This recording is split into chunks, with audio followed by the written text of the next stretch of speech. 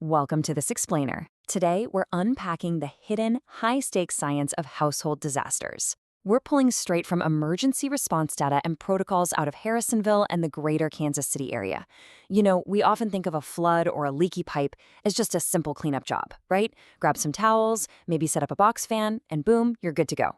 Well, actually, scratch that. The reality is way more complex, and frankly, it's fascinatingly scientific. We're going to break down the exact biological and structural timelines that the pros use to literally save homes from total ruin.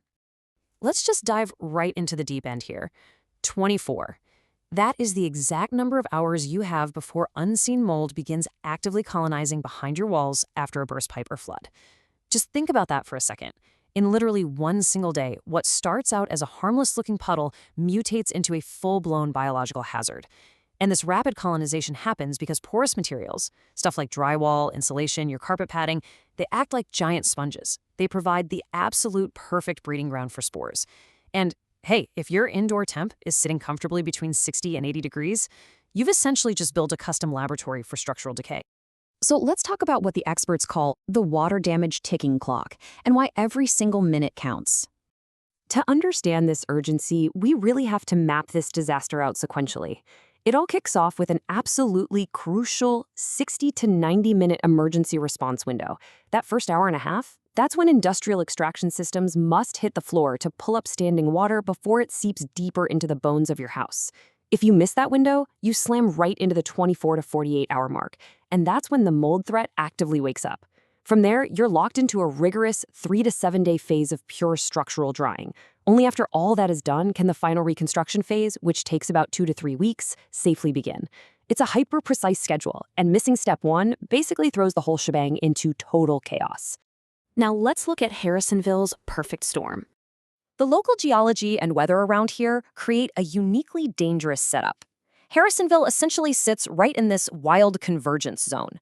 First off, you've got expansive Missouri clay soils. When it rains, this clay swells up. When it's dry, it shrinks. It's like a giant sponge, right?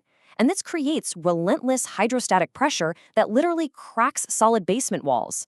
Combine that with summer humidity that routinely pushes past 70%, which just feeds trapped moisture, and severe winter freezing thaw cycles that predictably pop pipes inside unheated walls, and all of this disproportionately hits older, vulnerable homes, especially those built in the 60s and 70s near the South Grand River, which usually don't even have modern vapor barriers. The source material hits the nail on the head with this one. Time is your enemy. Honestly, the absolute worst thing you can do is take a wait-and-see approach. If you're sitting there hoping a basement leak or a busted washing machine hose is just going to magically dry on its own, your restoration bills are going to skyrocket. Because at that point, you aren't just dealing with water anymore. You are dealing with accelerated biological deterioration. So how do professionals actually beat this ticking clock? Let's break down the 3 phases of restoration. The pros tackle this using 3 strict consecutive phases to pull a property back from the brink. Phase 1 is emergency mitigation. This is all about stopping the bleeding, extracting the standing water, and applying antimicrobial treatments to stabilize the environment. Phase 2 is structural drying, and we're not talking about pointing a fan at a wet spot. This goes deep into the architecture to eliminate hidden moisture. Finally, Phase 3 is restoration rebuilding, where you actually put the place back together, replacing only what absolutely couldn't be safely saved. But hold on, before a single fan gets plugged in, emergency responders have to classify the threat level. They use standard IICRC categories to figure out what's even worth saving. Category 1 is your clean water, like a snapped supply line. Category 2 is gray water, maybe from a leaky dishwasher, so it's got some contamination. But Category 3, that is black water. We're talking raw sewage backups or nasty storm flooding. Basically, if you wouldn't touch it with a 10-foot pole, it's Category 3. It's loaded with dangerous pathogens, meaning highly specialized hazmat protocols are required. And honestly, a lot of porous materials just have to be tossed out entirely. Moving on to the really fascinating part, the science of drying. Once the standing water is gone and the threat level is dialed in, things get highly scientific. You might run your hand over a wet carpet and think, hey, feels fine. But trust me, surface drying is a dangerous illusion. To defeat the invisible enemy of hidden moisture, you need true structural drying. Moisture gets trapped deep inside wall cavities, crushed under the carpet padding, and locked inside the wooden subflooring. If you skip treating those hidden layers, you're pretty much guaranteeing a nightmare of black mold and rotted mud a few months down the line. This is where the heavy artillery comes in. To win this battle, the pros break out some incredibly cool tech. We're talking thermal imaging cameras that actually let you see cold spots right through the drywall, tracking exactly where the water has migrated.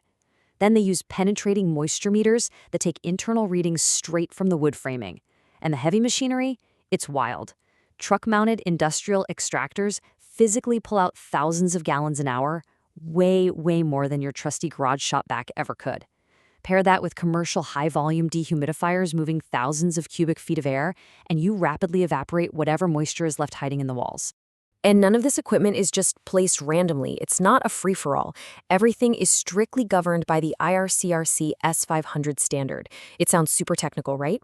But it's basically the gold standard industry playbook. It dictates exactly how damage is assessed, precisely what gear is needed for specific volumes of water, and exactly how moisture has to be measured. In fact, insurance companies demand that contractors follow this exact manual down to the letter to process a claim and prevent future liability. Because at the end of the day, it's all about the math. You absolutely cannot just guess when a house is dry. To legally prove a structure is stable and to protect yourself if you ever go to sell the place, the data has to be crystal clear. Wood framing must drop to 15% moisture content or lower. Period. Drywall, that needs to hit 12% or below. And until those penetrating meters hit those exact numbers, those massive dehumidifiers just keep running. Of course, we can't ignore the elephant in the room. Let's talk about navigating insurance and costs. Naturally, rolling out all this industrial equipment brings up the super stressful topic of out-of-pocket costs. And the financial stakes here are staggering. A minor toilet overflow, that'll usually set you back around $3,000. Annoying, for sure, but look at how that compares to a catastrophic burst pipe soaking multiple rooms. That jumps to an average of $15,000. And a Category 3 blackwater sewer backup?